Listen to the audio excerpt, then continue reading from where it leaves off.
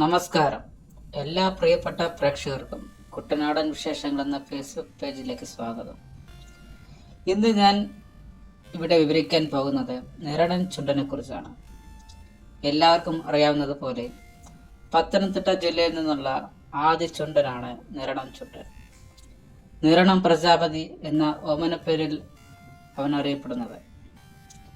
2022 August മാസം 17-ാം തീയതിയാണ് നിരണം ചുണ്ടൻ നീരടഞ്ഞത്.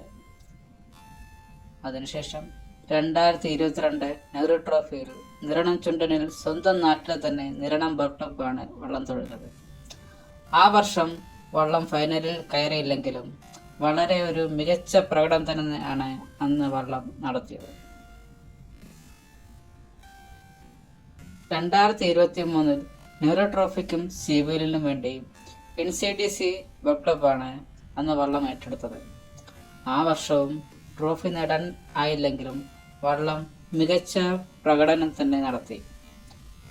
2024 വള്ളംകളി ലോകത്ത് ഒരു പുതിയ വിപ്ലവം സൃഷ്ടിച്ചുകൊണ്ട് നിരണംകാർ ഒരു പുതിയ പ്രൊഫഷണൽ ബോട്ട് ക്ലബിന് രൂപം കൊടുത്തു. സ്വന്തം കരയുടെ പേര് തന്നെയാണ് ആ ബോട്ട് ക്ലബിന് അവർ കൊടുത്തത്.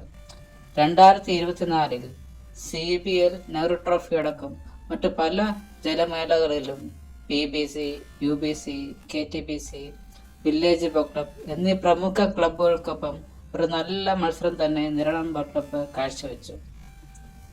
ഈ വർഷം 2025 NTBR CBL മത്സരങ്ങൾക്കായി നിരണം ചുണ്ടനെ ഏറ്റെടുത്തിരിക്കുന്നത് സ്വന്തം ക്ലബ്ബായ നിരണം ബോട്ട് ക്ലബ്ബാണ്. അവർ ഈ സീസണിൽ മികച്ച പ്രകടനം കാഴ്ചവെച്ച് നിരണം ചുണ്ടന് ആദ്യത്തെ നെഹ്റു ട്രോഫി നേടിക്കൊടുക്കുമെന്ന് പ്രതീക്ഷിക്കുന്നു. നിരണം ചുണ്ടനും NBCക്കും കുട്ടനാടൻ വിശേഷങ്ങൾ എന്ന ചാനലിൻ്റെ എല്ലാ ആശംസകളും നേരുന്നു.